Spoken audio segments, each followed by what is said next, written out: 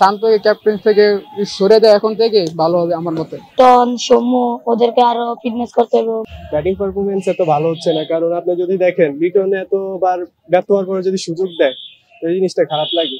Batting লাইনটা যদি আরো ভালো করতো তাহলে মনে হয় ভালো লাগতো।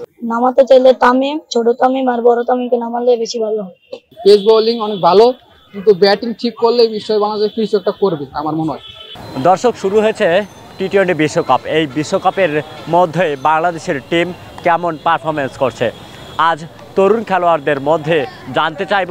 তারা বাংলাদেশের টিমের খেলা দেখে কতটা অনুপ্রেরণা পাচ্ছে তাদের কাছে জানতে চাইব। ভারতের লাগে ম্যাচটা দেখেন কি খেললো ম্যাচটা ভাই। লিটন দুইটা টপ অর্ডার ব্যাটসম্যান, একজন করছে 5 রান করে। দুইটা ব্যাটসম্যান যদি আপনাদের 0 রান করে, তুলি রান করে অনেক স্কোর সম্ভব 180 রান। শান্ত তো পুরো ফ্লক খেলতেছে, আর অধিনায়কের চাপ নিয়ে খেলতে পারতেছে না। শান্তকে ক্যাপ্টেন থেকে সরে দেয় এখন থেকে ভালো হবে আমার মতে। মানে ফার্স্ট ম্যাচে শরীফুল না খেলতে পারে, তাসকিন ভাই খেলবে, আর মুস্তাফিজ ভাই আর হাসান মাহমুদ চাই। আর ব্যাটিংয়ে আমি কি বলবো ভাই, তো ওভারঅল তো পুরোই ফ্লক খেলে। লিটন দাসকে ফ্লক করতেছে, শান্ত ফ্লক, সাকিব হোসেনকে সমস্যা ভুগতেছে, রান কোচ স্ট্রাগল করতেছে। আমি কথা শুনেন, বলাররা দুর্দান্ত ফর্মে আছে কিন্তু, পেস বলাররা, বিশেষ করে পেস বলাররা। মুস্তাফিজ দেখেন কি ফর্মে আছে কিন্তু, তারপর তাসকিন ভাই ফর্মে আছে। অনেক মিস করবো আমি শরীফুল ভাইকে। পেস বোলিং অনেক ভালো, কিন্তু ব্যাটিং ঠিক করলে নিশ্চয়ই বাংলাদেশ কিছু একটা করবে আমার মনে হয়।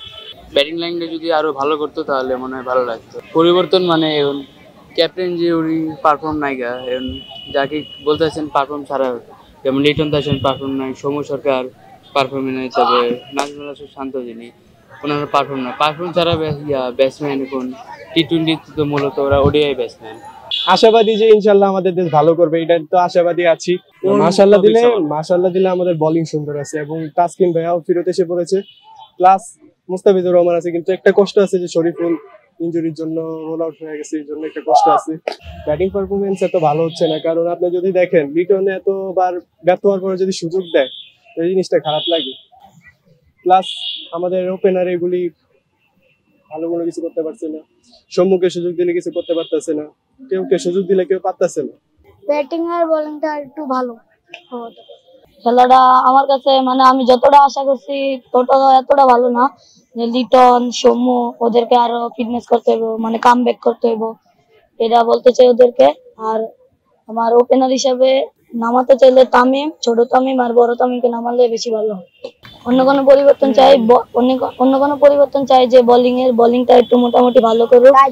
যে ইন্ডিয়ার সাথে যে কদিন আগে খেলা হলো, ইন্ডিয়ার সাথে এটা জিতা ম্যাচ। আর মাহমুদুল্লাহর কথা আর কি বলবো, মাহমুদুল্লাহ প্রত্যেক ম্যাচ ভালো করে, তাও মাহমুদুল্লাহ ওরা ওদের ফিটনেসটা ধরে রাখছে, এই জন্য আজ পর্যন্ত বাংলাদেশ এই পর্যন্ত রান নিতে পারে। ক্যাপ্টেন্সি আমার কাছে এত একটা ভালো মনে হয় না। ক্যাপ্টেন মাহমুদুল্লাহ বা সাকিবকে দিলে একটু বেটার হতো।